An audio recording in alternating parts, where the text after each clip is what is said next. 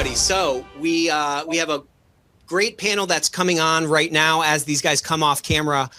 Hey, Matt, how's it going? I'm going to run through some quick announcements here.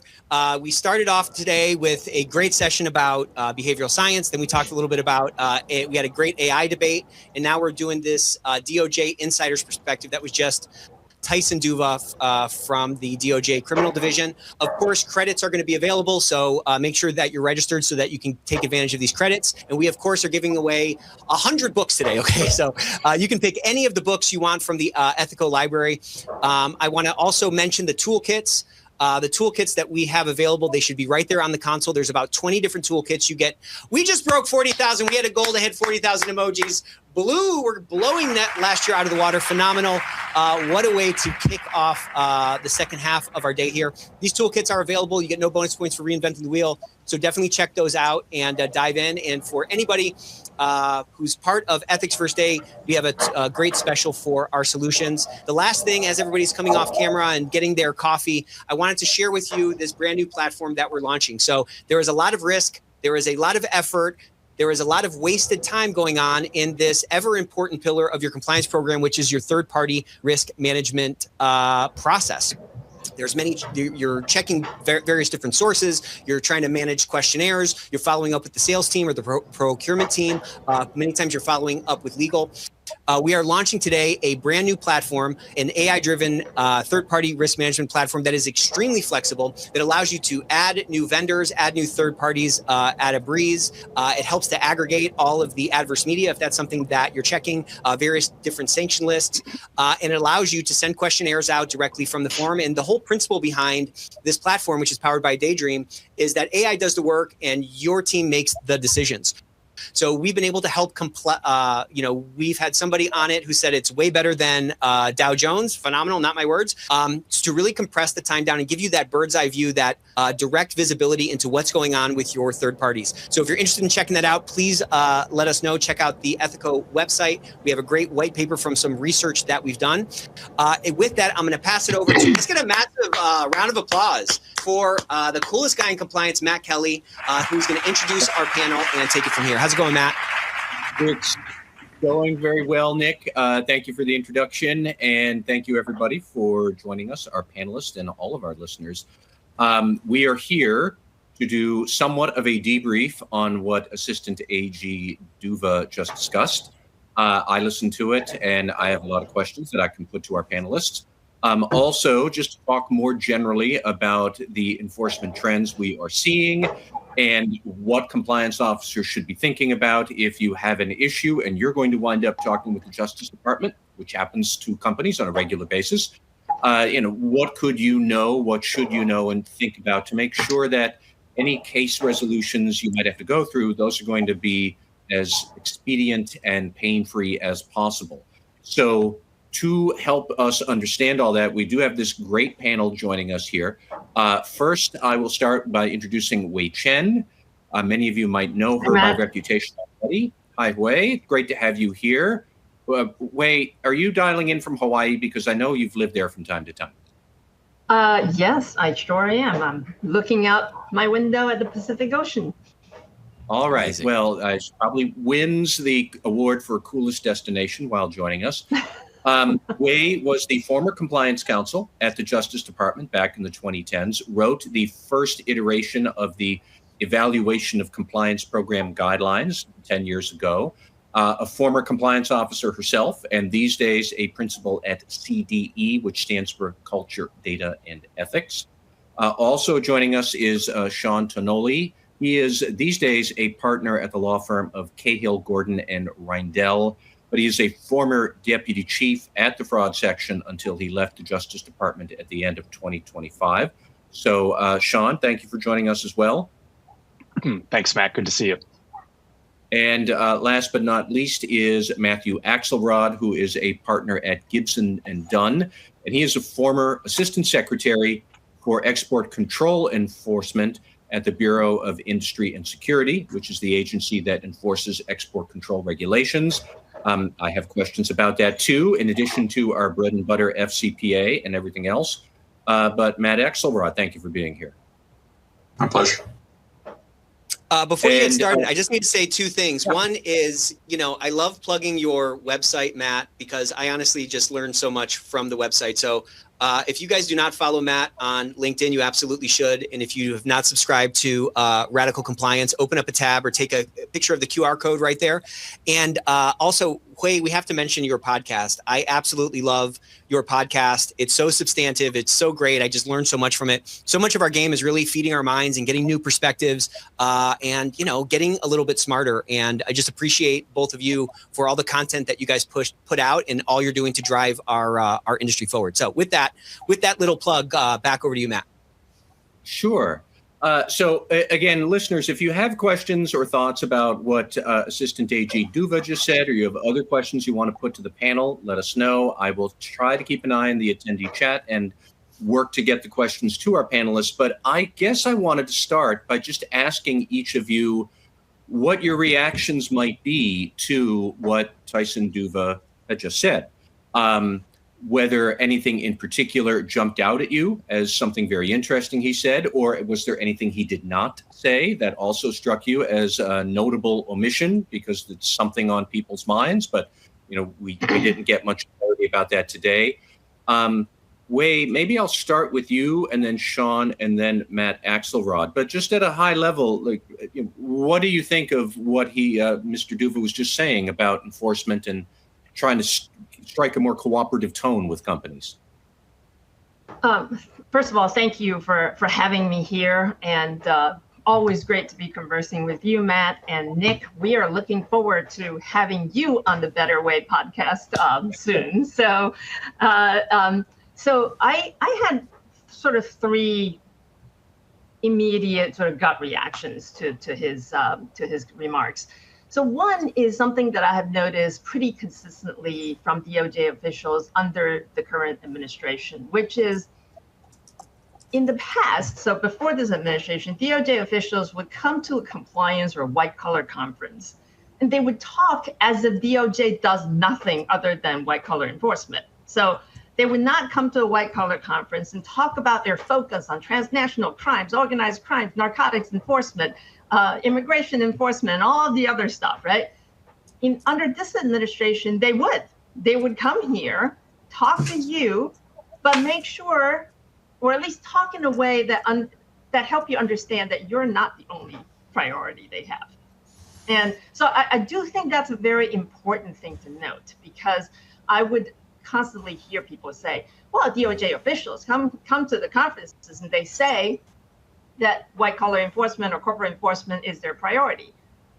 And I'll be like, what else do you think they would say? They would come to a white collar conference and say narcotics is our priority. But that is exactly what the DOJ officials have been doing under this administration. So he started with cartels and fighting cartels and their financiers.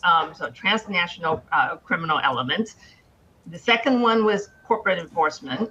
He described it as a significant priority, not a high priority, not a top priority, a significant priority. And the third one was the scams, was the cyber scams. So I think that context is interesting to observe. The other thing that I thought was interesting was he gave one example of the FCP. So he articulated the four criteria for FCP enforcement. There's the U.S. interest, the transnational criminal involvement, national security interest, and anything else, right? Then he talked about the Scholar case. None of those elements seemed, at least was apparent in the Scholar case. I didn't see, at least on the face of it in my quick look, clear involvement of transnational criminal elements. I didn't really see what is exactly the clear U.S. interest involved here. I certainly didn't see any national security interest. I don't know what might fall into the catch-all category, but he gave some clear criteria, but then he gave a case that really didn't demonstrate any of those criteria. And then the final thing that I just thought was kind of odd was he was talking to us, compliance community about how to be a good compliance officer. And the critical advice that he gave was pristine and precise writing, which I thought was a very interesting, that might not have been the top of my mind. And as you know, Matt, I've been a strong advocate for precise writing, but that certainly would be not the first or the only piece of advice I'd be giving to compliance officers, and certainly not from the seat of DOJ. So I thought that was curious. So those are my 3 gut reactions. All right. Sean, let's move to you. What jumped out at you that either Mr. Duva did say or did not say, or issues unaddressed, or issues that he struck on? What jumped out at you? So I'll pick up where Wei started, which was the notion that white collar enforcement isn't the top priority, and they're making that clear, as Tyson speaks and other officials do. And having been in fraud section leadership last year and having been in the room with Tyson right towards the beginning of his tenure and the end of mine, I can tell you we got that message loud and clear. And so we had to adjust, certainly with the cartel focus at the start of last year in the FCPA review. But what I appreciated, and Wei hit on this too, was the administration is very clear about its priorities in a way that at least wasn't as clear in the prior administration. So it made it easier for us in the fraud section, even though we had to change our approach in certain areas, in some ways, big changes, we knew where we were shooting towards. So if you think about trade fraud and the emphasis on trade fraud and other America First priorities that the administration defined, we were able to direct our efforts and our prosecutors towards addressing those. So that was something that was a benefit for us in our practice of fraud. Also enjoyed the talk about the Aunt Donna test. I can tell you the idea that Aunt Donna is helping drive enforcement and thinking about how DOJ approaches cases is a helpful paradigm. I'll tell you that Tyson, he's as down to earth and humble as he came across in his talk there, and he approaches everything from a roll up your sleeves line prosecutor perspective. And so when he talks about that kind of interaction that he has and what he expects from people who come forward and cooperate, that's his lived experience, and that came across in the room with him and not just when he's speaking in front of panels like this. So, and lastly, I'll say that the flow chart, we worked really hard on that. We actually developed that last year. It came out under Matt Gagliotti, and I could wax poetic about all the effort we had on whiteboards trying to figure out how to distill everything into something that was clear and concise for compliance professionals that you could use to bring to your board. We're happy that the department took that and made it part of the policy across the entire department. I think it does help, and it showed when Tyson kept referring to it. So, okay. With that, I'll pass it to Matt. And Matt Axelrod, I will give you a dealer's choice here, whether you either want to talk about Mr. Duva's remarks or, given your past history with export controls compliance, if you want to talk about what the administration is doing there, because we did see a rather notable export enforcement controls case just a couple of weeks ago against Bosch from your old agency, BIS. I have heard people say enforcement export controls is the new FCPA. I don't know if that's true. I don't know what that means given where the FCPA is these days. But, what are your thoughts on either of those issues? Yeah, thanks, man. I'm not sure export controls wants to be the next FCPA at the moment. Let me say a word about AAG Duva's presentation, then I'm happy to talk export controls. Sure. First, it was great to hear from him. I would encourage more U.S. government officials, DOJ officials, to speak to crowds like this. I think it's win-win for them. It helps companies and their compliance officers understand the government's priorities and expectations. And I think it's good for the government because then those people act as a force multiplier for them, right? They're the ones sort of carrying that message internally. Outside counsel sends client alerts. So I'm glad he made the time to come speak. It, like Wei said, in sort of past administrations, that's been sort of standard fare. In this administration, and there's a little bit more reluctance to do that. And I think that's unfortunate. I'm really glad AAG Duva spent time with us today. And then on substance, I thought it was helpful to hear him confirm sort of with the same tone as the corporate enforcement program guidance, which is that the department wants companies to come in and self-disclose, and it's not looking for ways to say gotcha and haha aggravating factors. We're going to bump you out of the program. You're not going to get the benefits. They're serious about this. And, his discussion of the treatment of BALT versus the treatment of Scholar, I thought was interesting. And also his reminder that, hey, this corporate enforcement program is not immunity for the individuals who the department's still going to, hold them accountable, I think is interesting too. So I know we can talk self-disclosure more lately because that's a really tricky calculus and always fact specific. On export controls, I do think it's an interesting counterpoint to sort of some of what Wei and Sean were saying about the department's de-emphasis of some of the traditional corporate enforcement areas like FCPA. Export controls aren't handled by the criminal division, so that's why AAG DUVA didn't mention them. They're handled by the U.S. Attorney's offices and then the National Security Division. But they have remained a very active enforcement area for DOJ and for BIS, where I also used to work. As you mentioned, Matt, BIS had a resolution just recently against Bosch for it was $36 million, which isn't nothing. Earlier this year, they also had a large resolution with Applied Materials, which I think was over $250 million. So while some areas corporate enforcement is, I think, being deprioritized, this isn't one of them. And I think it's because it ties to some of the priorities that AAG DUVA was talking about, which is national security, right? For those of you who don't know, export controls are designed to protect sensitive U.S. technology from going places in the world where they shouldn't because of their military capabilities. That's a national security issue, and that's one that this administration has continued to prioritize enforcement of. So I will, later on in the hour, I do want to return back to that Bosch case with you, Matt, because I thought there were some very interesting statements from the BIS settlement order there. But first, I wanted to take a step back and just talk a bit more about one thing that Mr. DUVA did not mention, partly because I guess it's not really his job, but he did not talk about the new National Fraud Division that the Justice Department has stood up, which I understand it to be essentially parallel to and separate from the criminal division in structure. But for compliance officers, I don't know how we're supposed to think about that. So if I am a compliance officer at a large healthcare business and I have some sort of fraud action there that is severe, and it could be criminal, like, do I report it to the criminal division? Do I report it to the fraud division? If I report it to criminal, will fraud division call me back now? Do I do all of the disclosure credits and practices that I've been hearing about for 10 years from the criminal division? Are they still going to apply with the new fraud division? Does nobody know? And I do wonder how we're supposed to interpret this new division here. And that's something I think about a lot.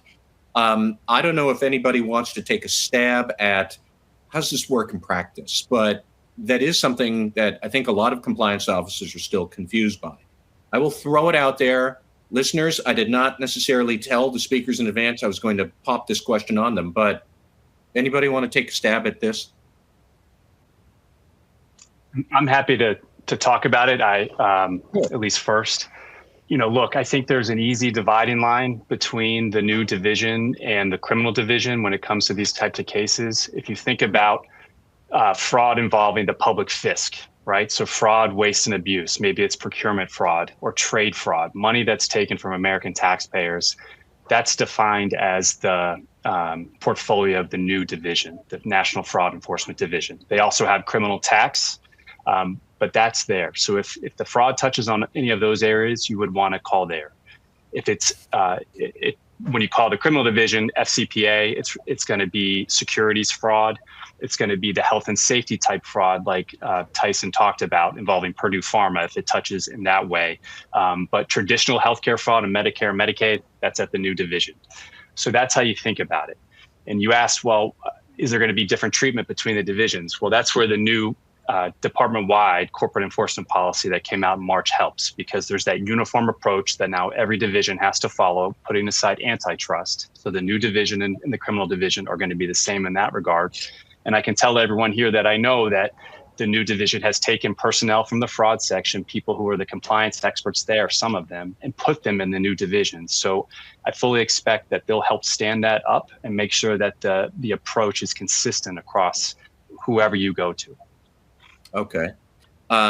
Wei or Matt, do you have any thoughts about how this fraud division is supposed to work? Or even maybe, is it important to compliance officers? Because I don't think you're going to change your approach to a compliance program based on the type of division calling you back. So I'm fascinated by the division, but I'm not sure that the practical matter, does it really matter to compliance officers? But any thoughts about that? Matt, I think I agree with you in the day-to-day work. It really shouldn't be of any interest to your compliance, to your average compliance function. I think it matters when you are bumping into issues of potential disclosures. You know, like exactly the way you posted, which is whom do I call, and what are the consequences when I do call them. So those come into play when you have an actual matter with which you're thinking about disclosing. But outside of that, I don't see how that's relevant really to your normal compliance operations. All right. No, the only thing I'd say on top of Sean's and Wei's comments,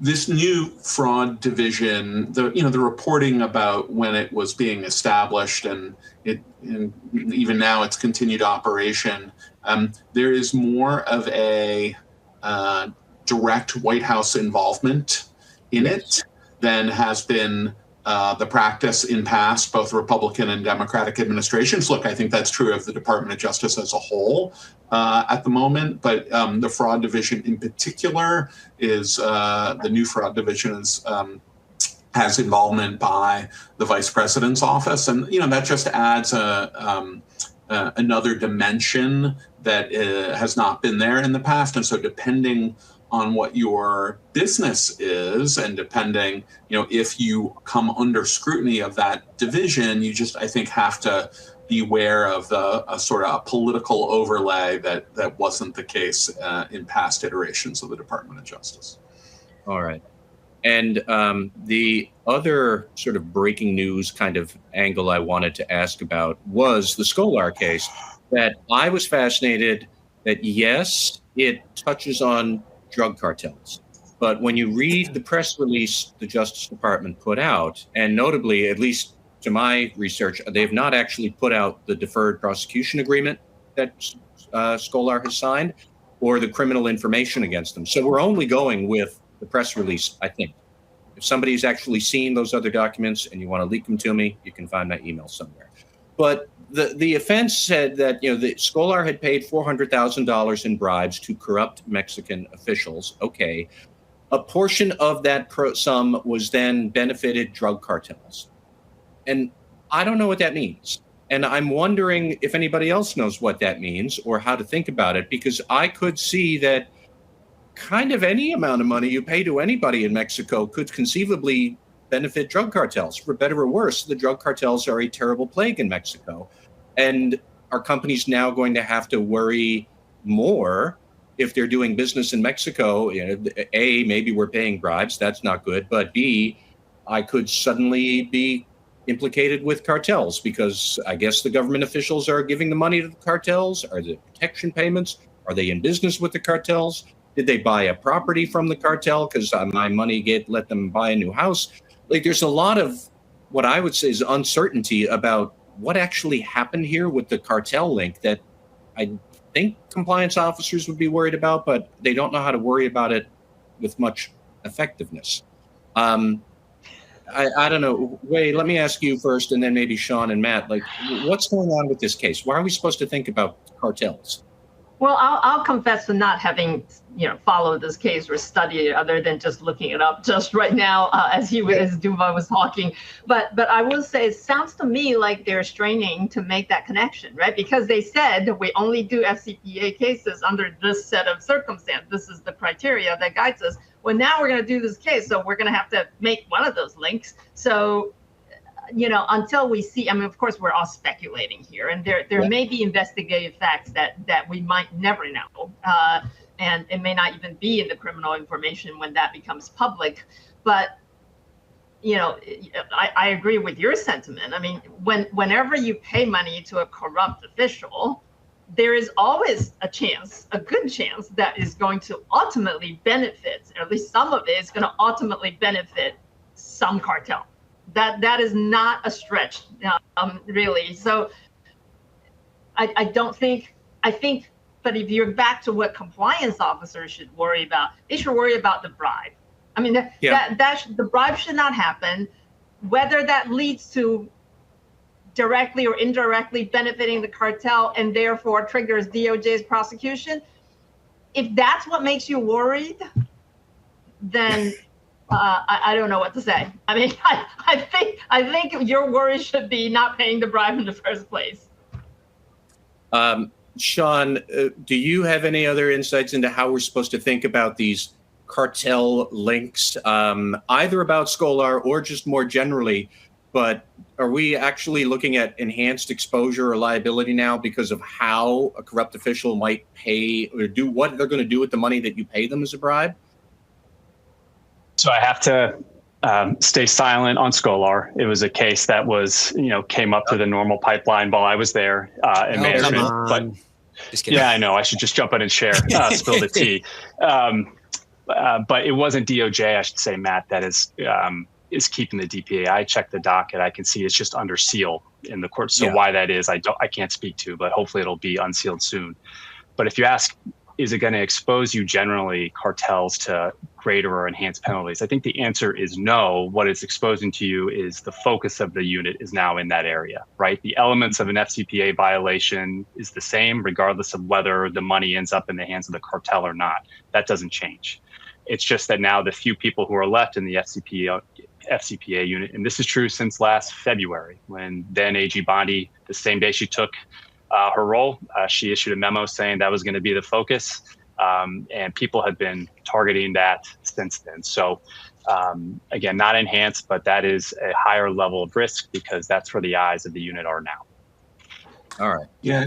Could I come at it from a different angle? Because I agree with Sean that maybe on the bribery on the FCPA front, there's no enhanced risk. But I think because of the sort of designation of the cartels as terrorist organizations, there's absolutely enhanced risk for companies who are dealing in Mexico. There are parts of Mexico where it is hard to operate without some connection to the cartels and some sort of protection being necessary from them. It's just hard to disentangle, and that does, I think, has an increased enforcement risk. It's a priority of this administration, and I think there's now additional enforcement tools beyond the FCPA that this administration could be looking to wield. So I do think overall risk, Sean's exactly right. It hasn't changed the FCPA calculus, but I do think overall corporate enforcement risk has increased for companies operating in Mexico.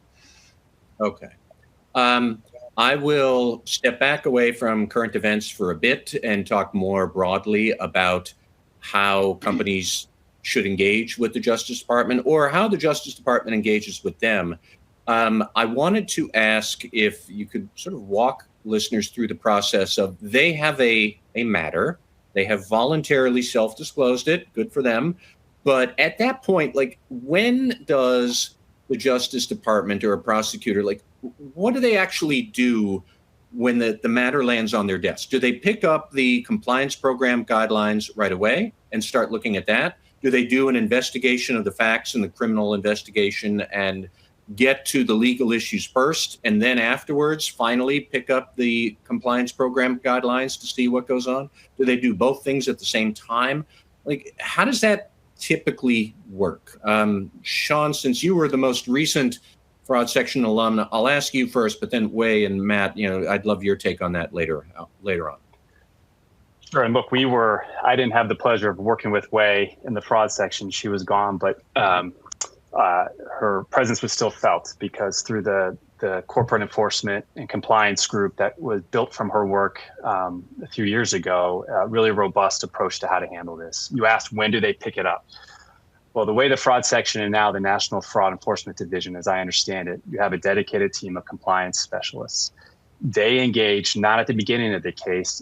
at least not the typical case. Rather, as you said, Matt, the line prosecutors will run that investigation, and they're going to develop either evidence or not of criminal conduct by individuals. And once they get to the point that they have sufficient evidence to charge, or so proof beyond a reasonable doubt that a person or persons committed a crime, and then decide that there's presumptively a corporate case that could be brought, that's when those compliance specialists come in. That's when they crack open the eCCP that started with Way. That's when they start engaging with the company and doing document requests that are pretty extensive across the compliance program, not just focused on the conduct at issue, although it is focused there, but across the program. And then they also engage with the company and often the compliance professionals themselves in one-on-one meetings to answer questions, to understand, to really kick the tires on the program. So that's when that process starts. It's fairly in-depth. I'll push pause there because I know Wei would have a lot to say, given she kind of set us on that path. But that's how it's done now.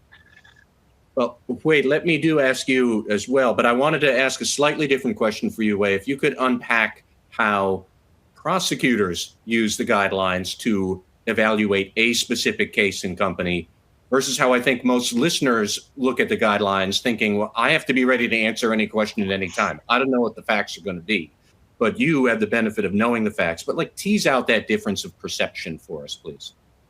Sure, but I'll start with something an assumption you started with, and I want to challenge that assumption. So you started with someone having already made self-disclosure. I actually want to invite people to fight that urge to just run automatically to self-disclosure. There are many other paths than self-disclosure, and automatically saying I have a matter, I got to run to the DOJ and self-disclose is not always what's in your company's best interest. So the problem is you only hear about the self-disclosure cases. All the cases where the company have chosen not to self-disclose, you don't hear about them, of course. And all the cases where companies have declined DOJ's invitation to cooperate, you might not have heard about them because never became a case because they didn't cooperate. There are many paths to dealing with the government enforcement action, actual or threatened. And running to DOJ for self-disclosure is not the only path. And I really want to make that clear. So, so if now once someone has chosen to do that, Sean, thank you for your kind words. I actually don't think anybody actually uses the eCCP in the fraud section. I think the truth is prosecutors focus on the facts of the case, the facts and the evidence of the case. When they're evaluating the strength of their case and whether they should go forward with charging decisions, resolution decisions, they're consider at least 10 factors that have been listed in the Justice Manual for years. And out of those 10 factors, only 1.5 relate to corporate compliance program. So one is, did you have a program basically to prevent this conduct at the time when the conduct occurred? The other is, did you take full remediation, which I say that's a half because full remediation includes strengthening your compliance program, but it also includes dealing out disciplinary actions, compensating victims and whatnot. So full remediation, not just making your compliance program better, but actually remediate whatever was wrong. So they're not going to spend all their energy on 1.5 out of 10 factors that they have to think about, right? So to put that in perspective, this is not the totality of their case. There comes the point in the case where they're thinking about how do we deal with this company? What is the proper charging decision? Well, that's when they start looking at those factors and the 1.5 in there. So really, really keep that in context. The other thing is what they focus on is going to be directly related to the conduct in question. So if you have an issue that deals with third party, they're probably not going to look at how your HR function is, or your hotline function. It's not the kind of third-party issue that would have come up in a hotline report. They're not going to go through all the internal whistleblowing section of the manual or of the guidance. And I think the last point I'll make is, it's when I first drafted that, I very strongly resisted calling it guidance. And it was so much, I was so against it that people in the fraud section then used to joke about, so what are we going to call this non-guidance? And the reason for that is this document the purpose is for prosecutors to assess your program in the wake of a problem. You already have a problem. You already have criminal conduct that has landed you in front of the prosecutors. They're looking at you and asking you these questions in that context. It is never meant to guide you towards the conduct, the kind of behavior that would not land you in front of them in the first place. So the way I always say it is, if you're raising children in your household, your child rearing Bible should not be the juvenile delinquency manual. It just should not. The juvenile delinquency manual is for people who are juveniles who already have problems. They may have to, have urine tests, drug tests regularly. Are you going to do that to your children? Because they do it, right? So that is not a guidance for behavior that would keep you out of trouble, to help you earn the trust of your stakeholders.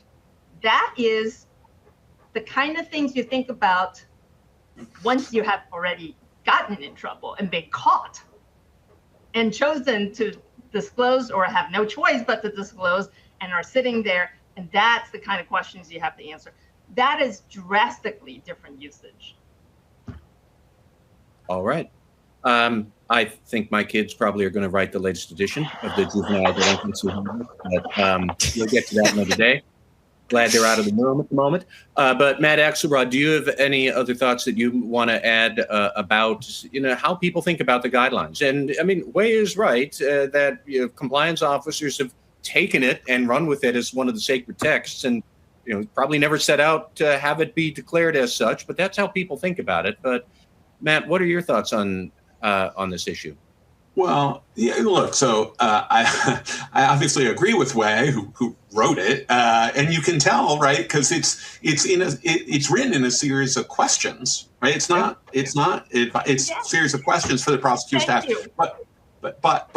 But respectfully, I disagree with one thing Wei said, which is the time to worry about it isn't until you're dealing with the prosecutor. Because what I tell clients is, it may not be guidance, but there's going to be, if you're ever in trouble, there's an open book exam, right? You know what the questions are going to be. These are the questions. These are the factors you are going to get evaluated on. My advice is, and you're going to get evaluated on them after you're behind the eight ball. Something's gone sideways. You're already in trouble, as Wei said. But so do the exercise now, like run through these questions and picture yourself in that drab conference room over in the Bond building, and you're going to have to explain yourself to a prosecutor on these questions. These are the questions you can get. How comfortable are you answering them? And if you're not comfortable, do something about it now, because double benefit. If you do something about it now, you reduce the chances that you're ever actually sitting in that drab conference room. And then if you are, you have a much more compelling story to tell, because you've made adjustments in order to make sure that your program's up to snuff. So I agree with Wei that it's not a guidance document, but I do think it is helpful for compliance officers to be aware of, in case your company does turn out to be a juvenile delinquent. Hopefully not. But look, despite everyone's best efforts, sometimes something goes sideways, and then you're going to have to answer these questions to the government. And also, I agree with Wei that, right, it's just 1.5 factors out of the 10 that DOJ prosecutors are required to consider under the Justice Manual. But I do think it can color the prosecutor's view you, right? Especially in a case where the company is cooperating. And if there's been a voluntary self-disclosure, what the prosecutors want to know is like, look, is this a good company that cares about compliance, but sort of something happened on their watch? Or is this a company that really doesn't care and is maximizing profit, not paying attention to compliance? And I think sort of how your compliance program is going to do on these factors, in addition to just the 1.5 factor, can I think have a broader impact on how prosecutors are thinking about the resolution. Matt, I just want to say that we actually do agree. Okay. I'm not saying that people shouldn't worry about them, should ignore them. I think they just need to use them with the understanding of the context. I wanted to ask next about self-disclosure and prompt self-disclosure, which is the standard that we are now being told that we should follow. However, going back to what AAG Duva said, he said, well, you can either disclose right away when you don't know much, or you could wait forever and do a 120-page report. And the ideal is somewhere in between. And I thought, okay, well, that's awesomely helpful. Thank you. Nobody knows what that means. So I'm still stuck on how quickly should you reach the self-disclosure decision, even if you don't decide to disclose. But I mean, does anybody have any sense of what prompt is, and what are some of the issues that might get tossed around there? Like I'm especially interested in the compliance team's sort of default setting of let's disclose, and I assume legal's default setting of hold on, maybe we don't need to. And how do we resolve that tension? But Sean, walk me through your thoughts on the self-disclosure decision. How long do you really have? What prompt is? Like, what do you see as some of the tensions when you're talking with clients?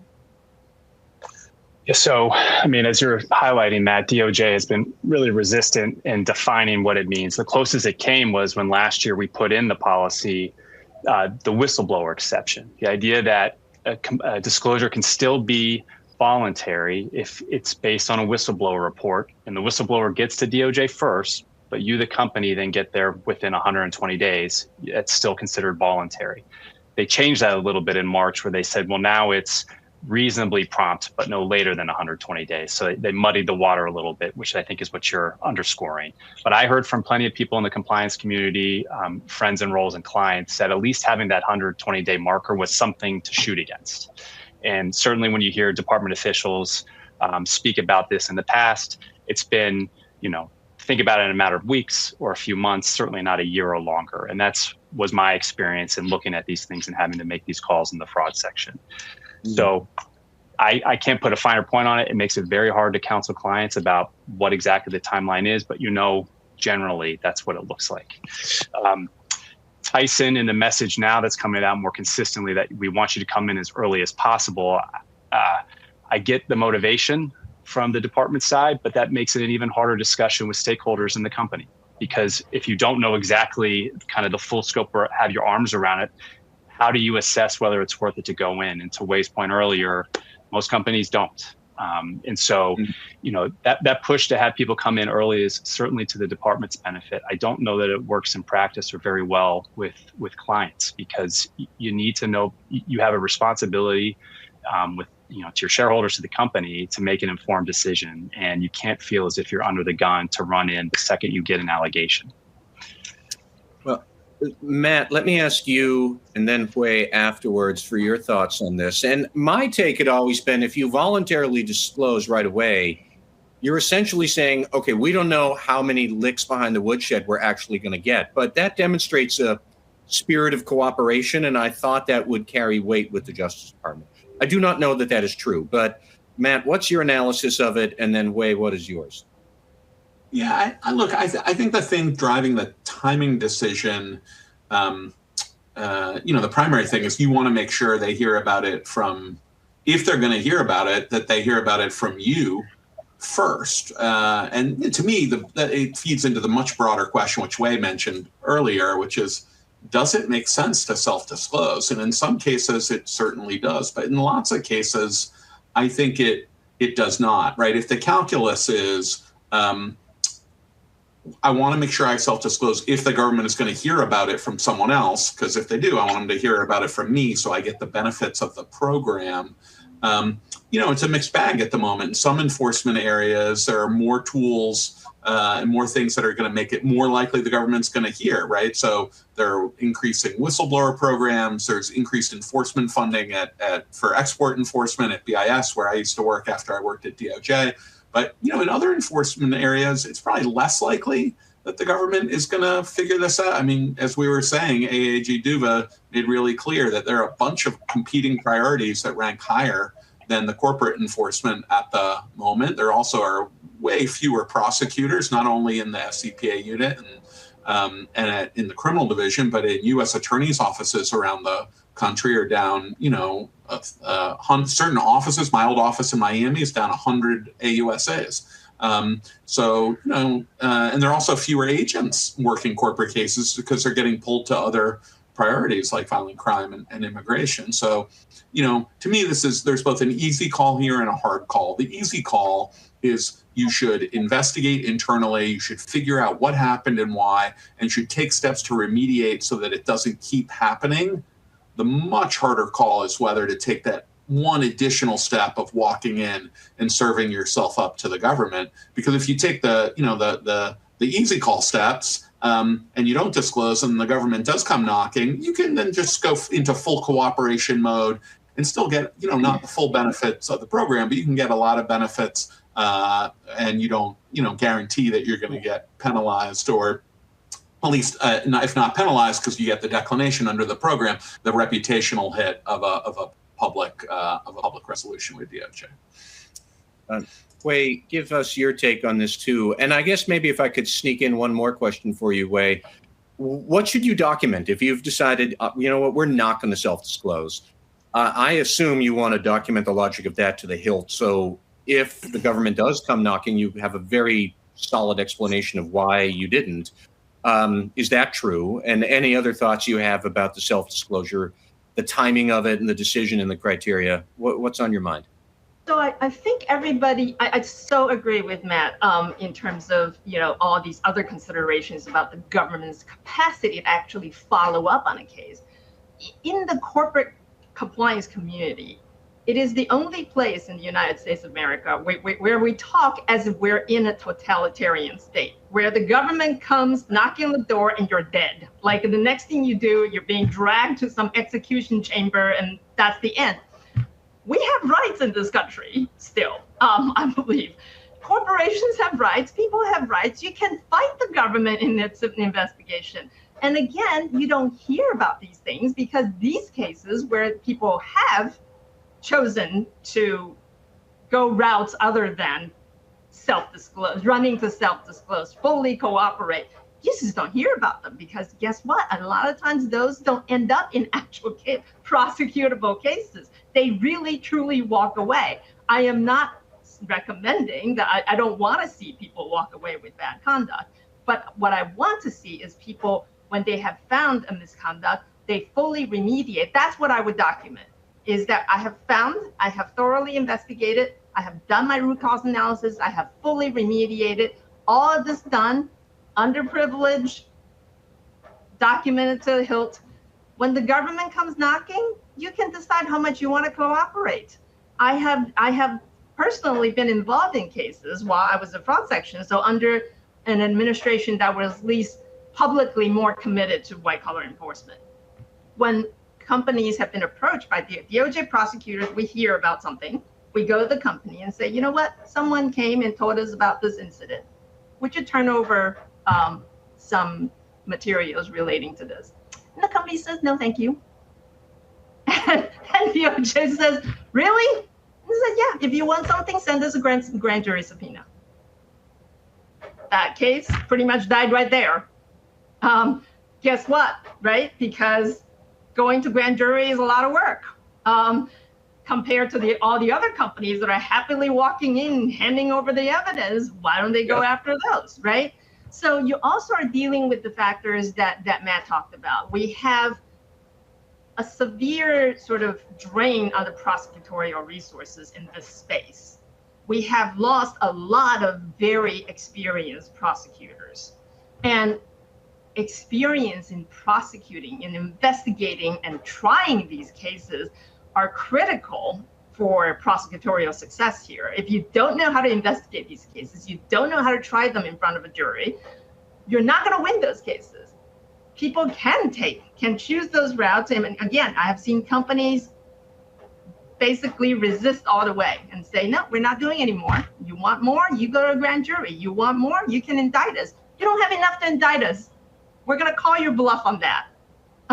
Right? So I think let us remember that this is a judicial process where corporations and citizens have options. When the government knocks on the door, it does not mean a death sentence for you. You have options. You can ask for warrants. You can ask for defense counsel. You can get bail, right? All of those things that apply to individuals apply to companies as well. And we should not be acting as if we have to race to the clock. And I also, I have also seen companies in fraud section just going through, I think, just disclosures that really are not necessary. And I say not just in my opinion. So I remember a case where a company came in. They had a small foreign bribery case in Thailand. We're talking maybe $50,000 in multiple years. Their outside counsel went to Thailand 2 or 3 times, interviewed everybody under the sun, brought them into the DOJ, disclosed all of this. The prosecutors and I met with them, and then we stepped out into the hallway. We looked at each other and said, "Why the hell are they here?" So I think those are the things that you don't hear about. So think about those options. All right. One other question that I had wanted to ask about was when we talk about remediating the failure, there is the remediation of improving the compliance program, but there's also, finding individual wrongdoers and holding them accountable. And I wonder how important is it in the eyes of prosecutors that companies are trying to do that and figure out who did this? Are we going to fire them? Are we going to turn them over to DOJ? Because that can be a very tense thing for a company to go through unto itself, creating a lot of tension and bad blood internally. So I could assume that some companies might not be thrilled at doing that, but how important is it to make that sort of a gesture, trying to root out who these individual wrongdoers are? A lot of cynicism out there that they're going to find scapegoats, especially if the offender is a senior executive. But how should compliance officers be thinking about that priority of rooting out the individual who did this? Sean, I'll start with you, and then Matt Axelrod, and then Wei. Look, it's table stakes for prosecutors that companies provide the perspective of the department, all known facts and non-privileged evidence about the individual wrongdoers, whether that's in the C-suite, the boardroom, all the way down to third-party vendors or people the company is working through or with.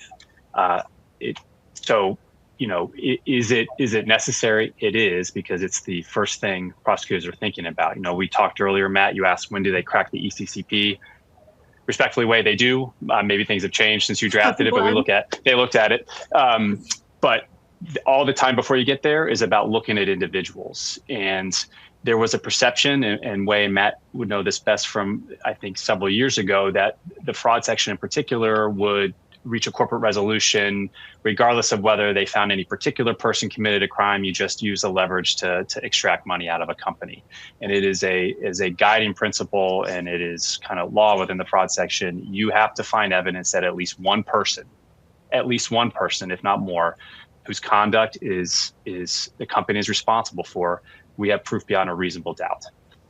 And so that's what prosecutors are looking for. And if you don't have that, and a company comes in and makes a disclosure, but doesn't make efforts to identify that, or is stalling or whatever, that'll lead to immediate frustration. You saw in the Scholar opinion the release, that one of the factors that factored into the company getting a DPA is that there were obstacles at the start of the company's cooperation at the start. And that's often around being particular and specific about the evidence on individuals. So it's table stakes.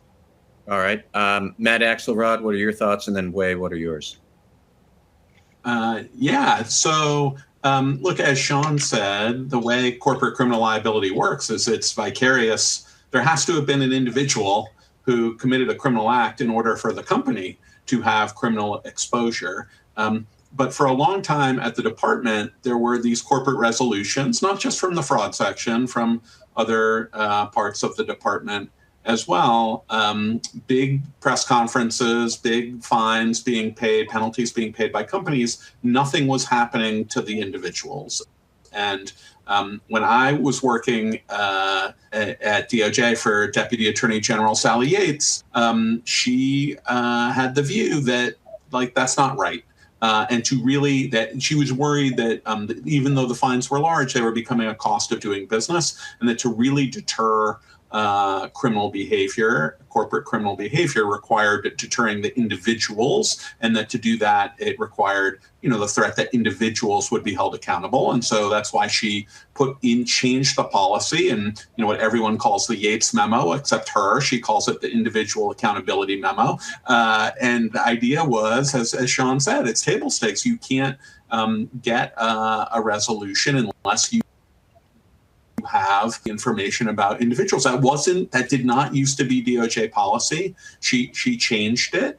And it is interesting to me that of all the policy changes, all the different iterations that have come through the Department of Justice in the first Trump, this was during the Obama administration, but during the first Trump administration, during the Biden administration, now we're in the second Trump administration, lots has changed when it's come to corporate enforcement.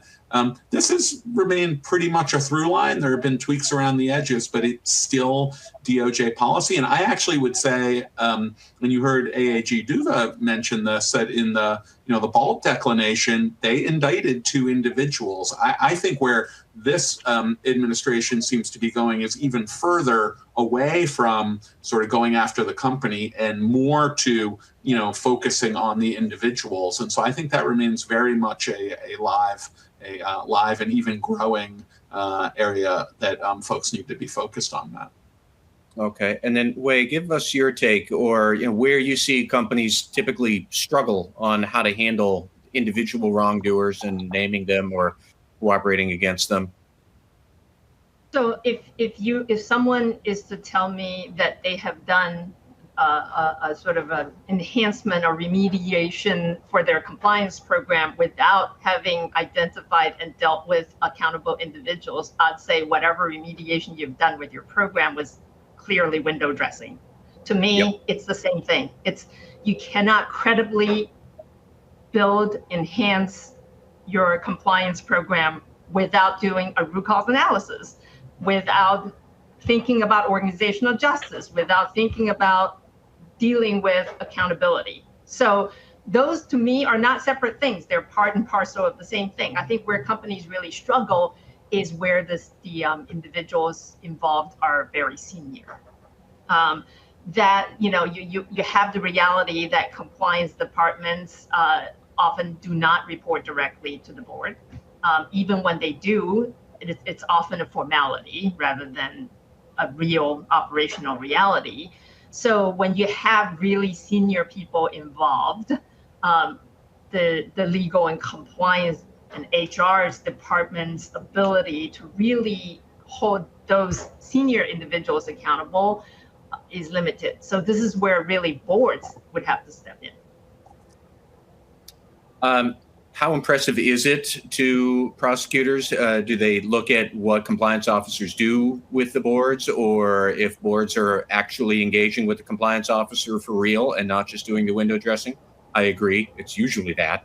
But is a compliance officer substantively talking with the board on compliance issues? Is that a real positive when we're looking at cases? Sean, what's your answer to that question?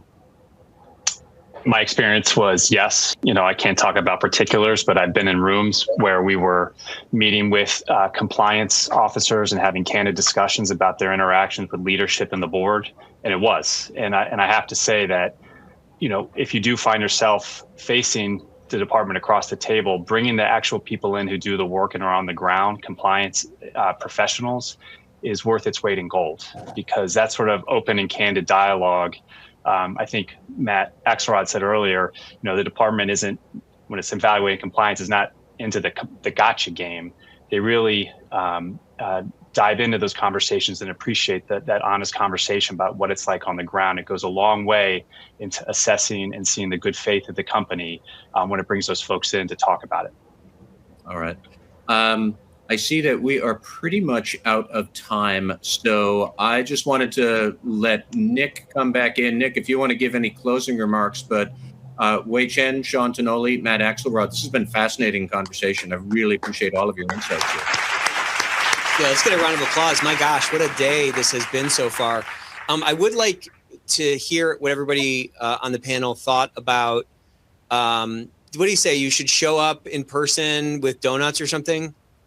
I don't know about the donuts, but he did say show up in person. That's right. But like, what would that actually look like? You know what I mean? Like, you just literally, I'm not trying to be stupid, but like, you literally show up, or you call first and then show up? Like, no, what did you think Nick, about that? Actually, you went somewhere I was going to go. I was actually thinking about, that was one thing that struck me that I forgot to mention earlier. I wrote this down in my notes in quotes: form a relationship with the prosecutor. Why? I'm sorry. When the prosecutors are prosecuting you, they're not your friends. You want to have a professional, respectful relationship with anyone you deal with. Absolutely. But let's not confuse this. This is not about, buddying up to the prosecutors. This is about handling the legal realities of your company. So keep those boundaries clear is what I'd say. Okay. I agree with Wei, right? It's not friendship. And Nick, definitely want to call first. You don't want to just show up and try and get yourself admitted to the Department of Justice. I don't think that's going to go great for you. But even with the donuts, I think yeah, even if you have donuts, even if it might help you with the security guys outside, but I'm not sure that's getting you through the door. Yeah, but I do think it is important to build a constructive working relationship with the prosecutors, and part of that can be showing up in person. I have a matter, right now with prosecutors in the Southern District of New York. Now, granted, my client isn't a target of the investigation; they're more the victim. But I wanted to make sure that I went in person when I was in New York down to the Southern District of New York to actually meet the prosecutors in person in order to be able to further build that relationship. And I think that makes sense in appropriate circumstances.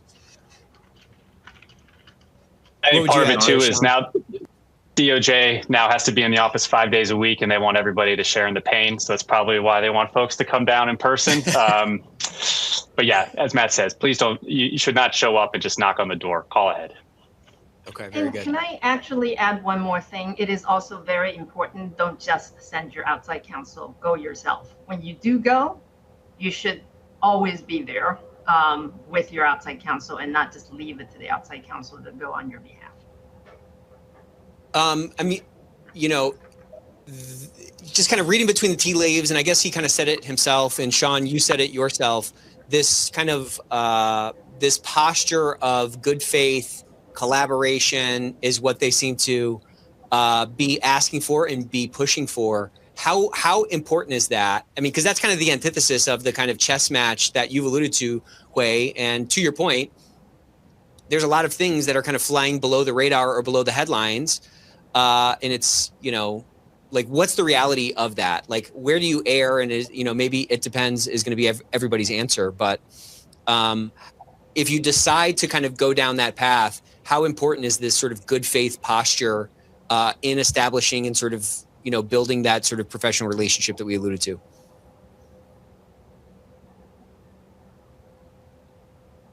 I mean, if you've gone down the cooperation road, then yes. So let me start by saying you should always be respectful and professional in your dealings. I mean, no matter what posture you take.